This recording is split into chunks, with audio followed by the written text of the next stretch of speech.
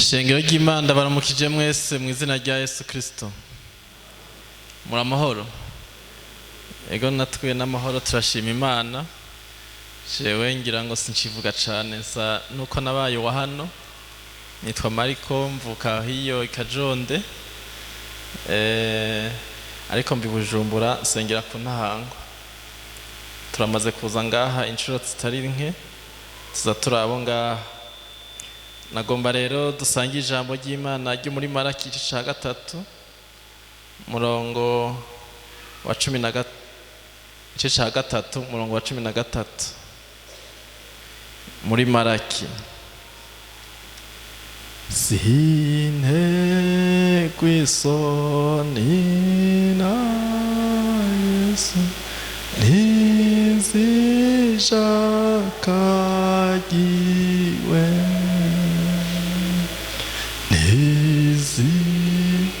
Jambo iwe geran izumusara kumusara iwe o naturiwe otoina azaje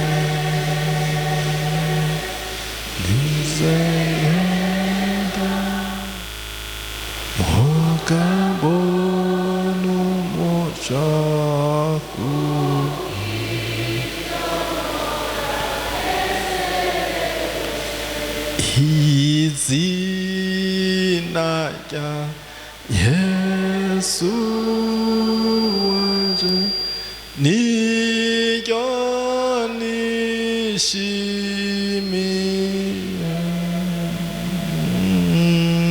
nzitazonyihakana kuko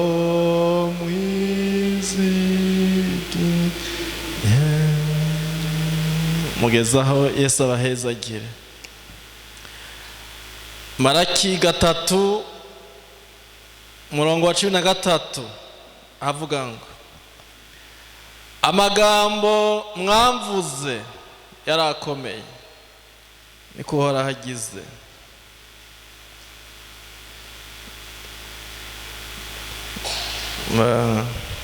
Amagambo ice kimwe n'amajambo naho bivuze mu rurimi kumbure ko ngaho hakurya.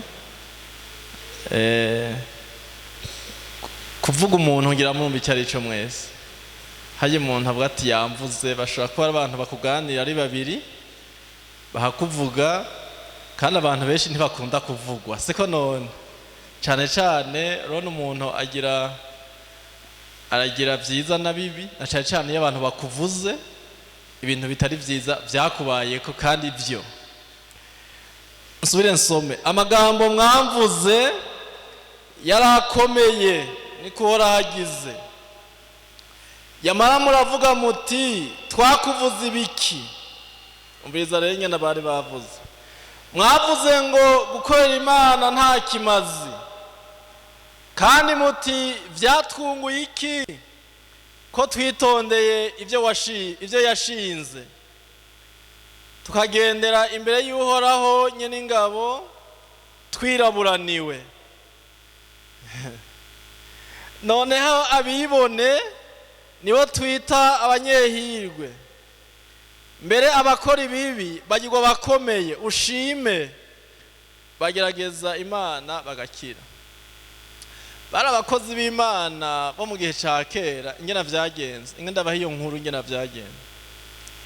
Bari abakozi b'Imana bo mu gihe ca kera bakorera Imana bagacumukura bakaruha. Hanyuma rero ubundi munsi baregerana bavugana hagati yabo. Usomye mu zindi ndimi z'igifaransa niko bavuze ngo bavuganye entre eux, bavuganye hagati yabo. Niyo haho bavuga ngo tukagenda ngo byatwunguye iki ko twitondeye ivyo yashinze. Ni kuvuga ngo iyo yari imana mugabo bayivugana ukwabo bari ukwawe yonyene. Subusuba ngo bayibwiye iyo maso mu yandi ngo ko bari kuvuga ngo ko twitonde ivyo uwashinze yaba ariko bayibwira amaso mu yandi. Aha rero bavuze ngo twitondeye ivyo yashinze no vuga ngo bariko barayivugana ntihagere rero bavuga ngo uko umuntu muvuga mutari kumwe umuvugana n'uwundi. Barayivuga rero Imana irayumva ko ari amajambo akomeye. Mu Congereza bavuga uko nyene bavuga ko ari amajambo akomeye terrible. Mugabo mu Gifaransa bigumye gusumbaho bavuga ngo mwamvuze de parole insolente. Abantu bazi Igifaransa ukazokumva mwebwe nk'abavyeyi ukazokumva umwana aguhamagaye ati umwana wawe ni insola, agikubitwa uzomukubitire ku idarapo. Bisigura umwana atagira indero yubaho uko atukana, nico bisigura abatumva Igifaransa. Uko ari igihe uja kwishura abarimu bakavuga ikintu mu Gifaransa ugiye ukumvise bumvise ati umwana wawe ni insola, uzosha umukubitira ku idarapo agikubitwa. Atayikubitwa naho uzotahe muhira usenga Imana igutabara. Niko handitse mu rundi rurimi. Amajambo mwamvuze yarakomeye. Mu yandi majambo Imana nyene hagira afise imvugo mbarira amatwi yavuga ati mwarantutse mwarangaye. Nico bisigura amajambo ari insolente. Yesu adufashe. Nizere ko Imana mutayivuze ari kubatangiye. Nizere ko ari kuza gutangiriza mutayivuze ngo muyikengere muyigaye. Mwavuze ngo gukorera Imana nta kimazi.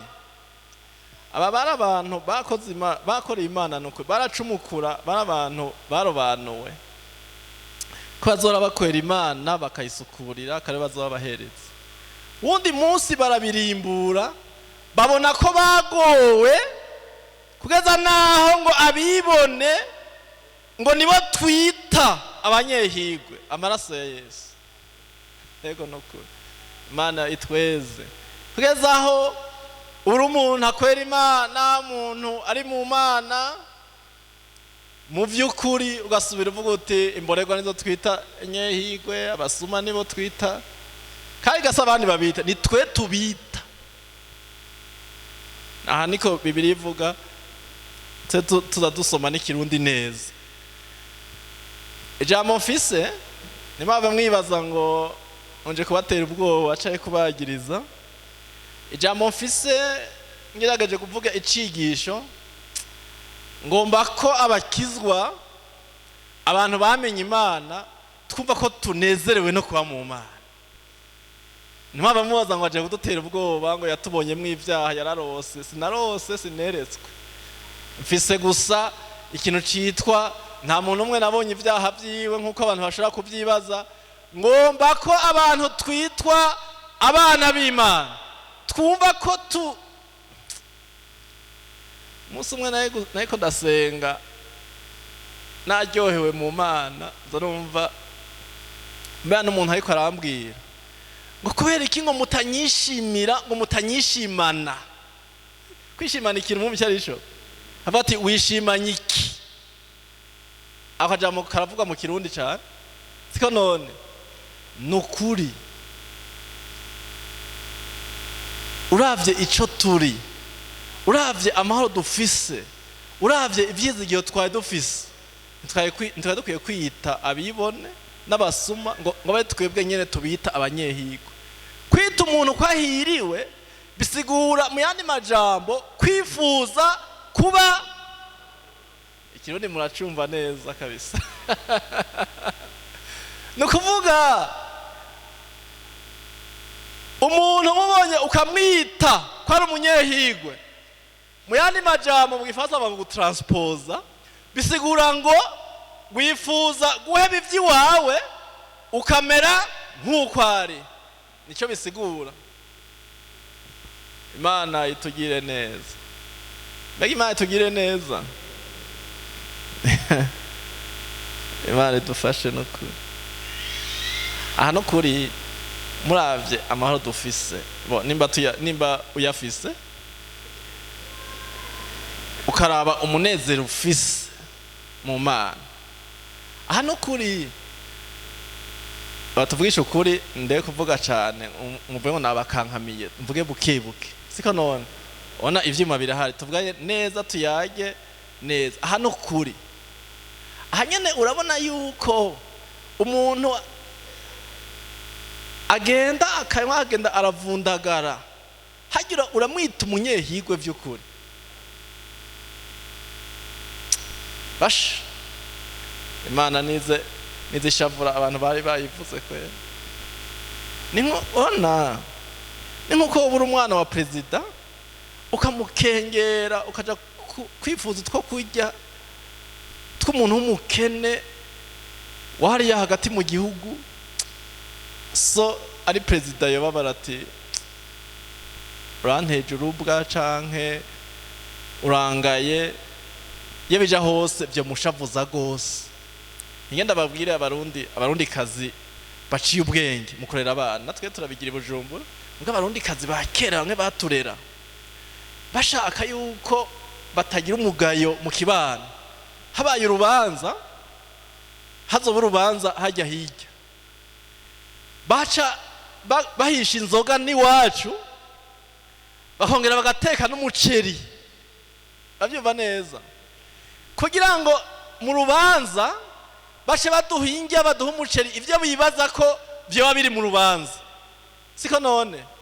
ona mu rubanza se twakuriye none umuceri ni mafiriti ni bintu baca yigora akabigura akabiteka muhira n'inzoga akaba yayihishije agoma kanayiterera ugacuva ngaho wanyoye wariye ukaja mu rubanza gusa ari kwikinira udacambirwa ivyo kurya bamuca kenge mwaba mama bo mu gisagara haye mwana aja ku anniversaire kirazira ko umwana wawe aja kurobeza imikate nk'impabe mu kirundi bavanga ugusumbya ibijumbu agirana Yesu ashimwe hari hakenge ko basha ndohembuza induru mu rusengero murambabarira nukuri Imana twarayibabaje twarifuje mwavuze ngo gukorera Imana nta kimaze siko mbari barega yari yabumvise Imana urumva barayivuze barihorera nayo irabaza ati amajambo mwamvuze yari terrible niko bavuga mu Congereza mu Ifaransa bavuga ngo des paroles insolentes ni jambo rigumye gusumba terrible no gukomera aba nabantu barabati nawe twakuvuze iki nkuko umenga urabona ko abantu dukunda bavuga ngo je nakuvuze iki muzari vyabona Imana yabwishirabwiye ivyo bayivuze mwavuze ngo gukorera Imana nta kimaze kandi muti vyatwunguye iki ko twitondeye ivyo yashinze twagendeye imbere y'uhoraho nyene ingabo twiraburaniwe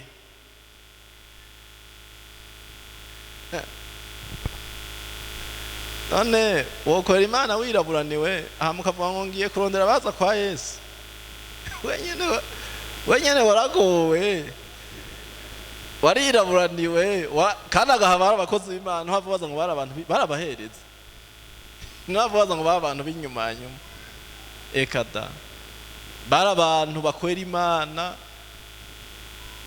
bacumukura baruha Imana barayivuga barayikengera barayensuruta niko kwensuruta n'ingutuka mwavyumvise niko handitse mu zindi ndimi barayigaya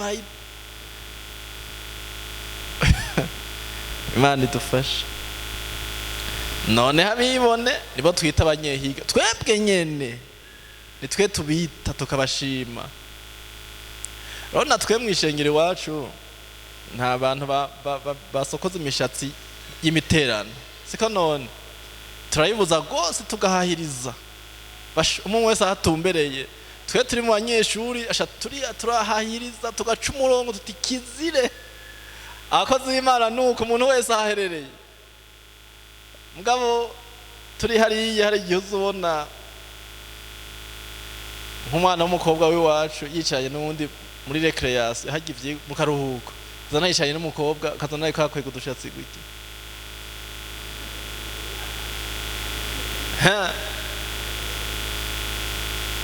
iyo bija hose urabishaka iyo bija hose nawe utayambaye niwe wita umunyehigwe urabishaka nitwe twagutangiriye gusa ko twatuguhagarika muri korali cyaje tukaguca Yesu adufashe umwita umunyehigwe umwibone umwita umunyehigwe ngo bobo baragerageza Imana bagakira aje bisigura mu rurimi rw'ikirundi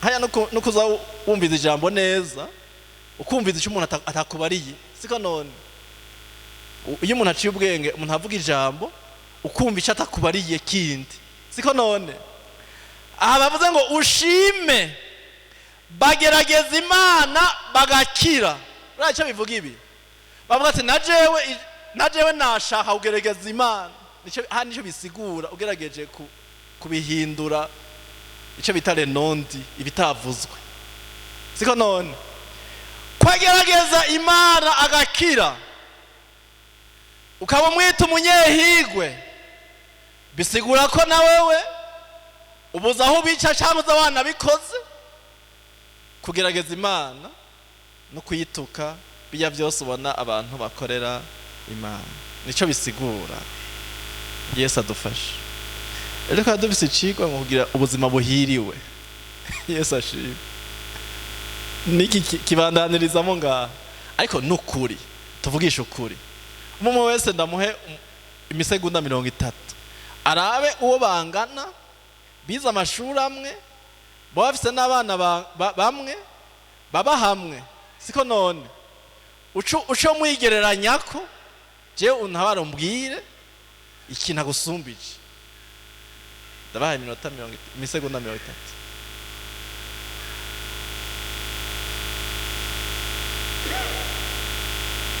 oya rabaho mu bana muheranije uco mbwira ikintu umupagana gusumbije mwisuzumye mwabirara umbwire umwarimu mwigishanye hamwe ntobura umwarimu yigisha primaire muce wikompana ministre oya raba ujya nyene mu bangabanganye siko raba abo mwavukiye rimwe abo mwiganye abo mwakuranye ukabura umupfakazi cura umupfakazi mugenzi wawe atakijijwe siko raba ujya nyene mu bangabanganye uko shetani ikibi ciwe akwereka bari imbere yawe we raba yabajyanye ukabura umupfakazi afise abana 10 raba ubundi mupagana afise abana 10 hagira uruhande yawe ucumbwira ikintu agusumbije nukuri hano ko dafise umwanya nukuri aha twovyiga neza tukabiraba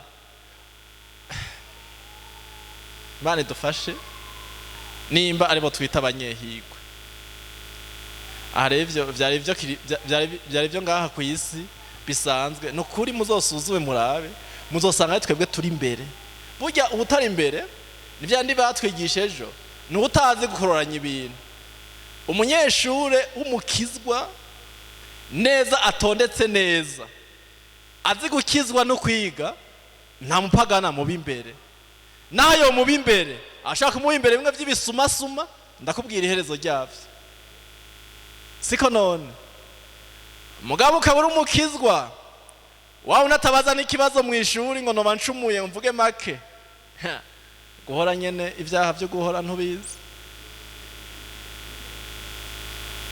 ukaba uri umukizwa ukaba warahawe ingabire yo kurongora uvyiyumvamwe mu maraso tije noba délégué de classe witoza umanike ukuboko uti mu ntore siko ne nica ari umuntu ngaha anye umukiza kera yahora yiruka cane sinzi iyo vyahereye yahora yiruka cane ukaba uri umukizwa ukaba Imana yaguhaye ingabire y'ukwiruka ugakuzako ja muri atletisme none icahaga yewe none kwiruka abantu kabasiga ubucumuye he Yesu ashimwe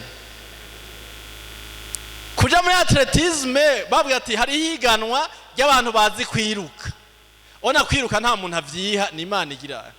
Siko none wambaye ikabutura n'amaspress ukirukanga ukabasiga ukaba uwa mbere, baguha ikidari cyangwa bakaguha bourse, bakaguha minervare, bakaguha mahera, icaha kiri he? Arongo wase gucumura, ushobora kwambara ijipo ndende ukaduhanga. Ego canke oya. Imana idufashe.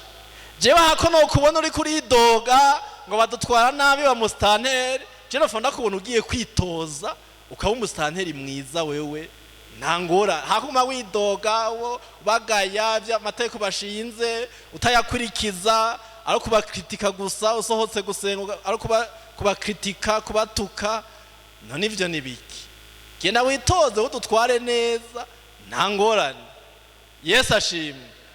Nimba bashimanza nabi ku mutumba, genda witoze.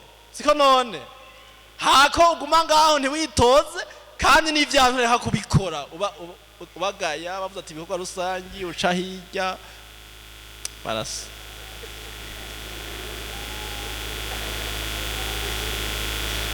Bane tobare